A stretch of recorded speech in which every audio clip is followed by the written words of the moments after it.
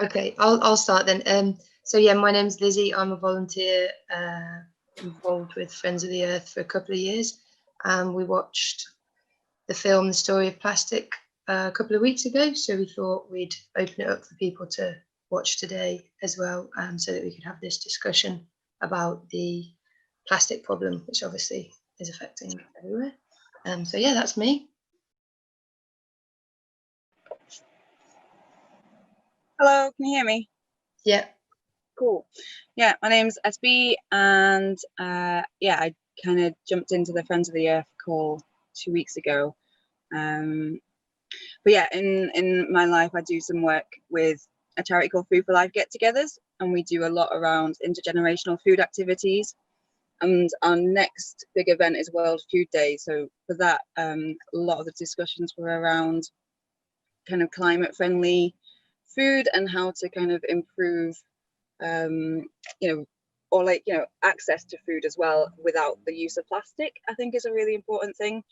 So looking at locally grown food and connecting people to cook food and share it a lot more, to kind of not rely on processed and packaged food so much. So that's, yeah, some things that I kind of feel like the plastic thing is really important in terms of that level of organising around food. Okay, cool. So you guys have been involved. So you're both involved with the same organisations in the Greater Manchester area. Well, yeah, we just met the other day at the Friends of the Earth thing. So yeah, just been learning a bit about SB's work in the last week or so. Yeah, like I know people from the campaign and through other Greater Manchester campaigns, like around housing and other environmental stuff. So yeah, it's kind of been nice that this has been a way to do some action together. Before, I've not really done that much with Friends of the Earth that way, so it's been good that way. Cool. So yeah, let's. So shall we? Oh, hang on. So shall we crack on then and get stuck into sort of the reason why we're here, I suppose. I mean, I don't know, SB, do you want to start with any of your thoughts on the film or on the issue of the plastics in general? For me, I think, yeah, like the biggest thing that stood out was that, like, how do we join the global movement? Because there's like really great work that the film demonstrates is happening with Break Free from Plastic as a global movement. And yeah, it's about changing the narrative, which, you know, I've heard so many, even just having small conversations in the lockdown with people, and there's all this thing about this like littering, and it basically dehumanizes the other as the person being, you know, these people are bad people because they litter.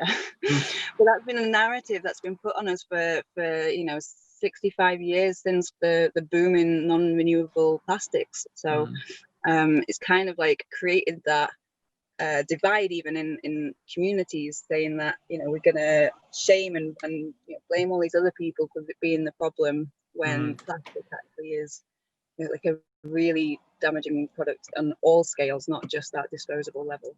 I think it's breaking down that kind of us and them. I think in the environmental sector in general, I think it could be guilty of that sometimes. It kind of things like, oh, well, we're here, we're doing well, but you're out there and you're not doing as good. But like you said, it's you know, especially environmental issues as well, they're so much more deep rooted than that. And you know, it's not on us and them. It's we're all in this together. I think that's a really interesting point. Yeah. Yeah, I think that's where the plastic, for me, like the plastic campaign at Friends of the Earth was kind of quite a useful starting point, because it is such a visual thing that people can see on the street. It's almost like a gateway to get into, for some people, maybe into like campaigning and environmental work, because you can see the problem so clearly, and then how it links to like wider problems at the source of production. So I definitely found that useful, because I just kind of needed something that I could say, right, there's a problem, I can see it, let's try and do something about it. But then you realize it's so much bigger than that. And so yeah, that was kind of helpful for me. Yeah, I think it's easy to get sucked in and feel guilty for not solving all the problems at once, isn't it? And I think there's a lot of benefits to be had from sort of narrowing down onto focus on one specific specific issue, as it were. Yeah. I wondered what the key themes were that came out when you had. So you say you had a good discussion about the film a few weeks ago with Friends of the Earth. Yeah. Yeah, and SP put together some a bit of a summary of the film for perhaps for people who haven't seen it. I don't know. Did you get a chance to see it at all? I saw part of it. Yeah. So yeah, do you know if there were other people that were they able to join into this chat, or they can see it elsewhere? So if people want to join into this, people want to join the conversation, then what they can do is they could go onto the YouTube channel and they'll be able to put the comments into the section on the YouTube channel there. That's where we're going to be, and I'll be able to pick them up. Did you have people? Did you know people are going to be joining us? Not specifically, no. I just didn't know if I'd be able to see them on the screen now, or if they were like in some. Yeah, other no worries. When questions come through onto the YouTube channel, I'll pick them up and fire them your way. I just throughout the day, I think people haven't been able to find the comment section as easily as we might have liked, but yeah, we'll see how we get on. Yeah, I mean, I could share a bit of that summary that SB's put together if you like. So yeah, that'd be a good idea. Is that okay with you, SB? So if I share that now, yeah. Okay, so it's about 10 minutes long, and it will link to the chat section if people want to enter into that. So that's great. Okay, cool. There's another one happening live in my conservatory, so try and ignore that. Okay, I'll share that with you now then.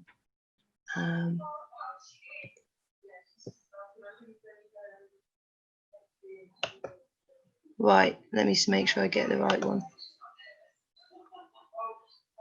Very noisy people there. Right, I think that's it. Let me see. Yeah. Okay, I'll just put the sound up a bit for you. One sec.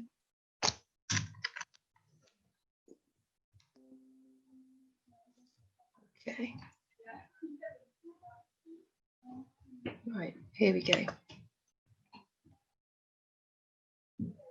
Hello and welcome to the Story of Plastic group discussion following the film link that has been live for people coming to Envirolution today. For a little context, this film was watched by Manchester Friends of the Earth 2 weeks ago, and we had a group discussion. And one of the actions that we took was to get involved in Envirolution Festival by hosting another film screening. So if you're interested in doing something similar, please get in touch, and we can also share this presentation. The idea of doing a presentation to start the discussion is that you can join in through the chat functions to comment as we go along, your thoughts, your opinions, your ideas, and then at the end of this, after around 10-15 minutes that it'll last, we'll ask people who commented to read some of their comments out, and then we can have that discussion points later on. So to get you all in the mood of commenting, please enter true or false. All plastics are recyclable. I'll give you 7 seconds for each. You ready? It's false. Recycling is subject to markets and market prices, so recycled material is rarely cost competitive. Plastics are better for the environment. True or false?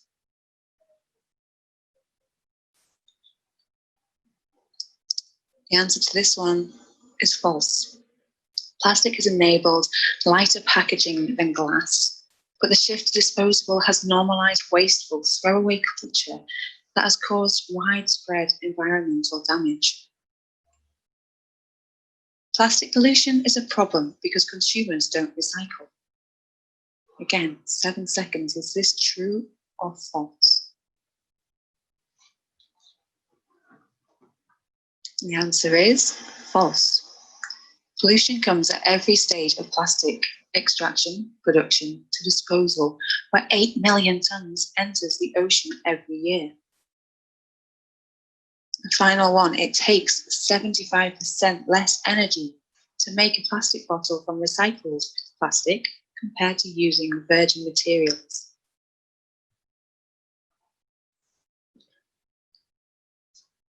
The answer to this one is true.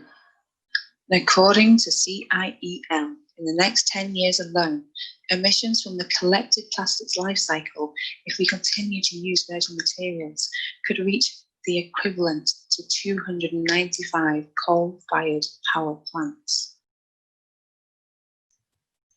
Thank you for engaging in this round. As the slides go on, please feel free to keep commenting and talking about what's been said. Plastic is 99% fossil fuels. Created from the waste product from oil companies, supply is higher than demand. The companies profiting from plastic deny that the product is the problem, declaring the issue is bad waste management. Oil and plastic producing companies blame the consumers for not disposing correctly. Anti-litter campaigns date back to the 1950s when non-renewables began to soar. They blame the countries that America and Europe export their waste to, who receive no funding for waste management systems. 60% of ocean plastic comes from 5 fast-growing economies in Southeast Asia, say businessmen in the West who aggressively market there. In the infographic from Break Free from Plastic, a global campaign, you can see that the plastic supply chain is a linear economy. It goes from the extraction and production of crude oil through fracking and using non-renewables. The waste is then put into manufacturing to create plastic, where we distribute it, point of sale, and consumers are left with the product, which goes either to incinerators, landfill, or into our water. So what do Break Free from Plastic do? They fight petrochemicals. They push for corporate accountability. They promote systematic solutions and build zero waste communities. What drives their actions is shifting the narrative, changing policies, and movement building. And these are some of the things that we find in Manchester Friends of the Earth and wider in Greater Manchester that is what we can do from learning about this today and sharing our thoughts and our discussions. Plastic pollution. Here's some statistics around where our plastic ends up. 40% ends up in landfill somewhere. 32% ends up in our environment. 14% is incinerated, and then 14% is recycled. But of that, only 2% is effectively recycled, where it is as good as it originally was. So the other 12% is downcycled, and it becomes something worse. In the pie chart, out of 7 different sectors in the EU plastic waste generation of 2015, packaging was 59% of that waste produced in that year. Around 40% of plastic is used in packaging, and the UK generates around 2.4 million tonnes per year of plastic packaging waste. Of this, around 1.7 million tonnes is from households. In this presentation, there is links out to all of these statistics, and if you want a copy, then please do let us know. The problems with recycling.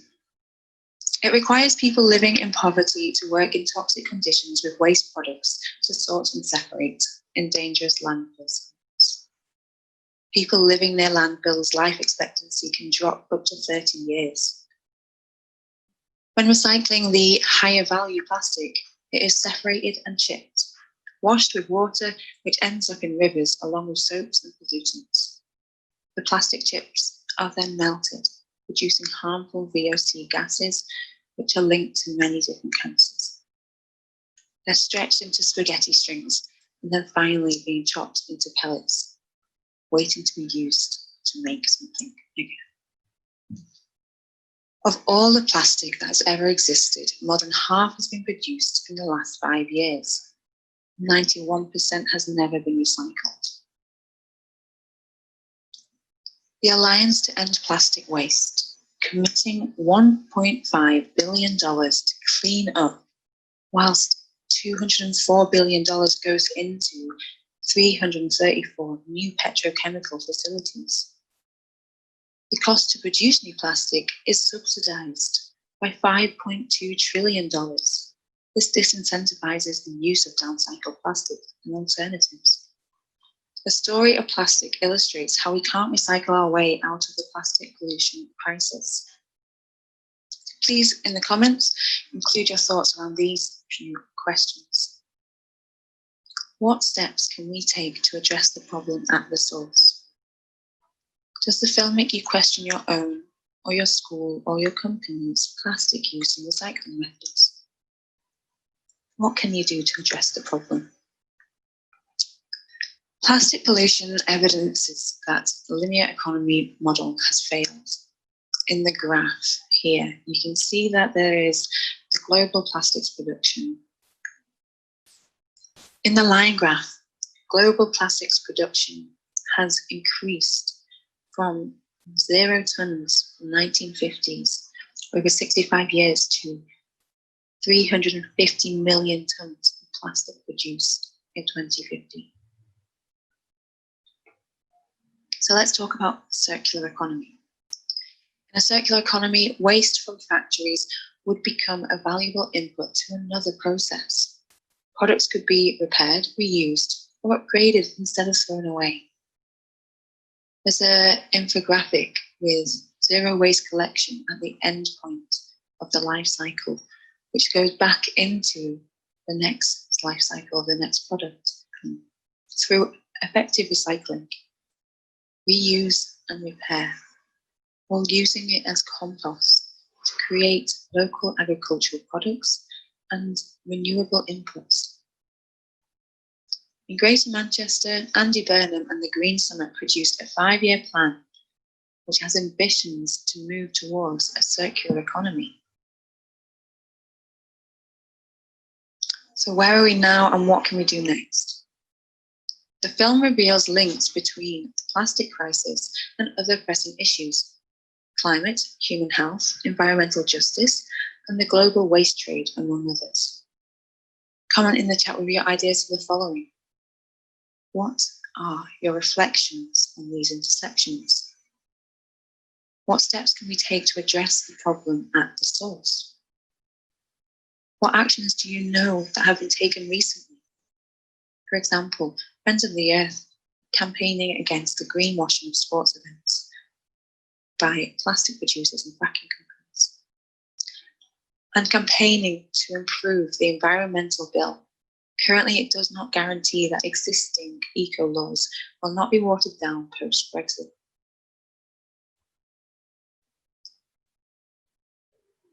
So whilst you write some answers to those few questions, this page has links out to other resources to continue learning. And a lot of these are toolkits and things to share your knowledge and your experiences and build campaigns locally. That is the end of the presentation part of today's talk. Now we're going to go into an open group discussion, taking some of the comments that you've had and sharing them to lead on discussions further and take some actions as a community and decide what we can do to be able to break free from plastic and share the story of plastic too in our communities.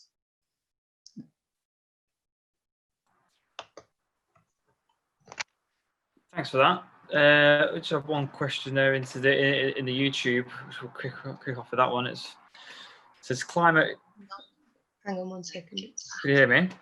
Yeah. Sorry, that was me putting it in on YouTube. Oh, right, okay, bro. That's just a question from the.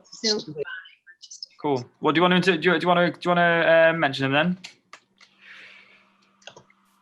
then? So it was just the last. I mean, one of the last slides of questions was about reflecting on those intersections. So climate, human health, environmental justice, and the global waste trade. I mean, whether that's something that we could start a discussion around.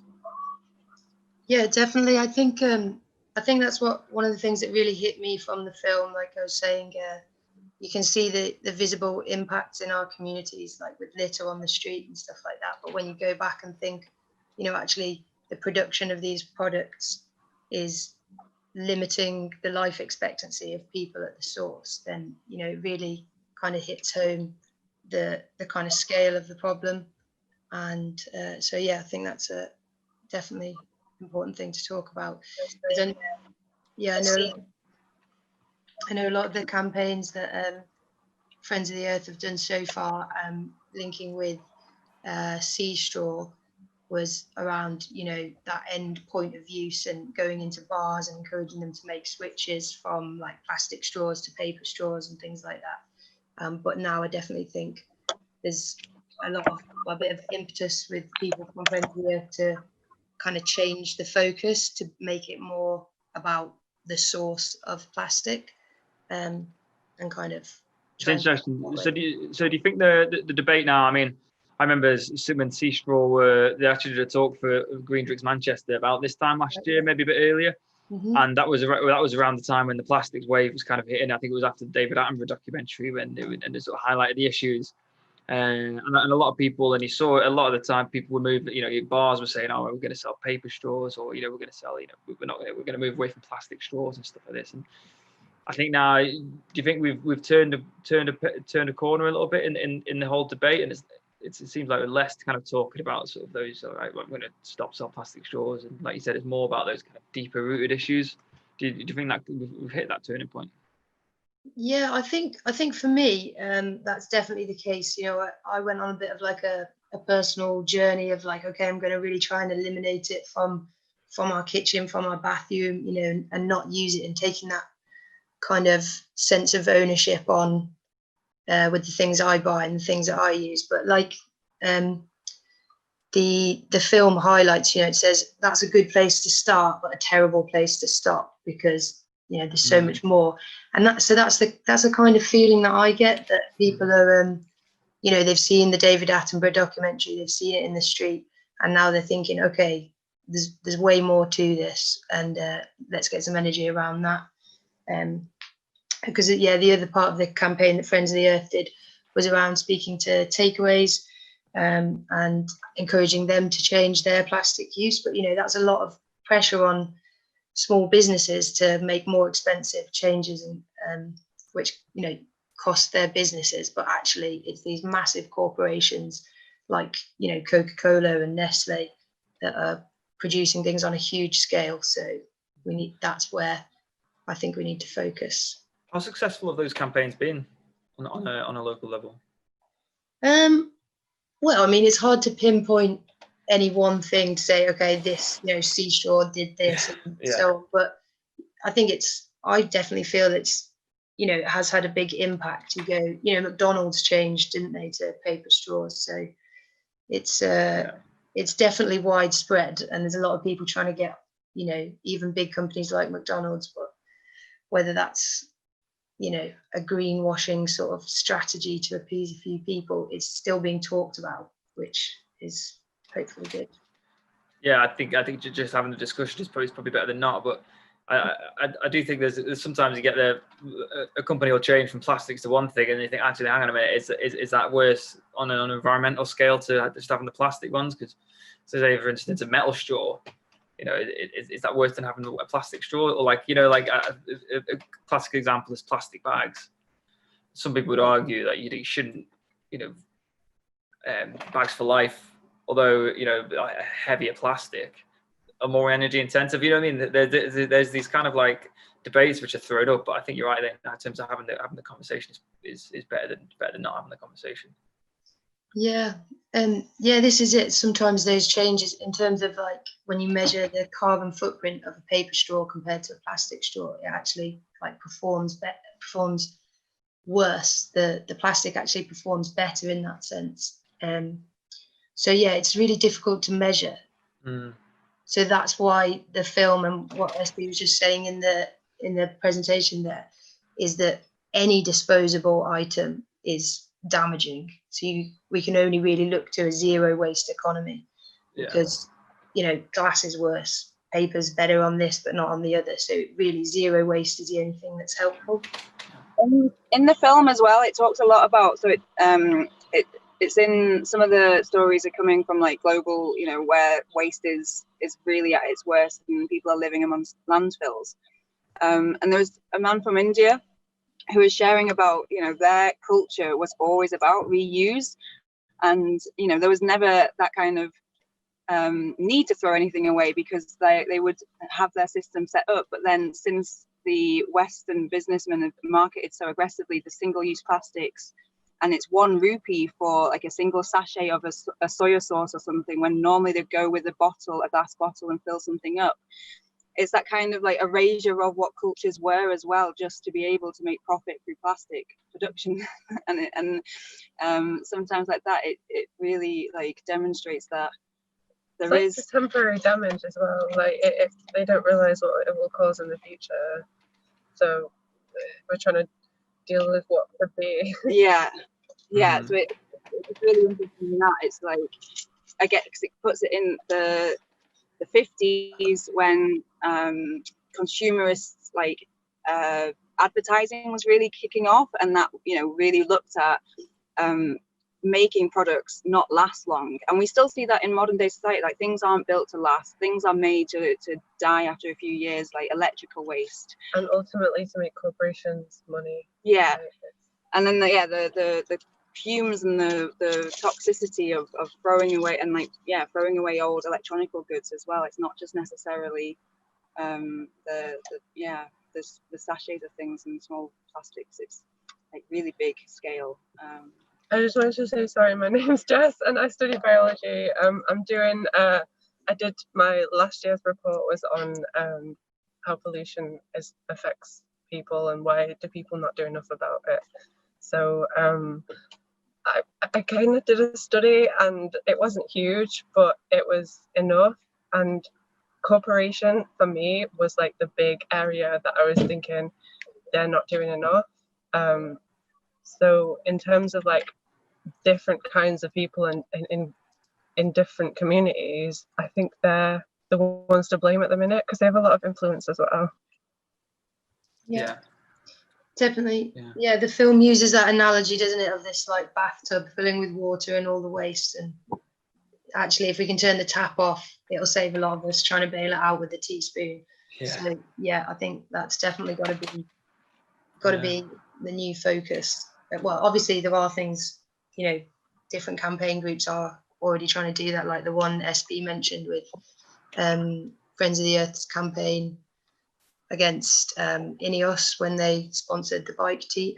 What was it? The bike team and the Tour de France? Tour de France team, So yeah, I think that kind of campaigning I don't know much about, but I feel like that's where I need to put my energies. Cool. Yeah. Okay. Look, thanks a lot, guys. We appreciate that. And I know we were a bit tight for time, unfortunately, because we did have a question on YouTube then, but I think we kind of touched on it. It was about the argument that non-reusable costs more environmental impacts, and there's a question about kind of the weight of glass bottles to heavy bottles. I know I've where I work, they were debating that about, you know, you switch to glass milk bottles. Is it worse than plastic milk bottles? But I think you kind of touched on it there. You know, this is a broader question of you know the whole life cycle of that product, and you know, realigning that kind of like circular aspect of it. So I think you know, if we have more time, I might touch on that specifically, but I'm gonna have to bring it to a close there, unfortunately. But I really appreciate your time, guys. This will be going on YouTube as well afterwards. I'll give you the links for that, so we'll be able to direct people towards it. So thanks a lot for creating that little video. That was really nice. A nice summary as well. And if anyone's watching this now and hasn't seen the film already, then definitely go and do it. The links are in the bio on Twitter and on our Instagram and YouTube. We've been given exclusive access because of Envirevolution, because we got the festival today. So if you get a chance, go and watch the film. It's really inspiring, and it's really insightful as well. So yeah, on that, unless you have any final thoughts, SB and Lizzie, I'm going to bring that to a close. If that's okay. Yeah, no, that's fine. Yeah, just encourage people to go and see it, and if they want to host a screening as well, all the links are there if you want to do it perhaps in your community as well. Great, thanks. Yeah, it's been great to be part of Envirolution again, even though it's virtual this year. Yeah. It's been a learning curve for us all there, but I'm happy we can put something on. So thanks a lot, guys. Cheers. Yep. Thanks very much. Okay, see you then. Bye-bye. Bye.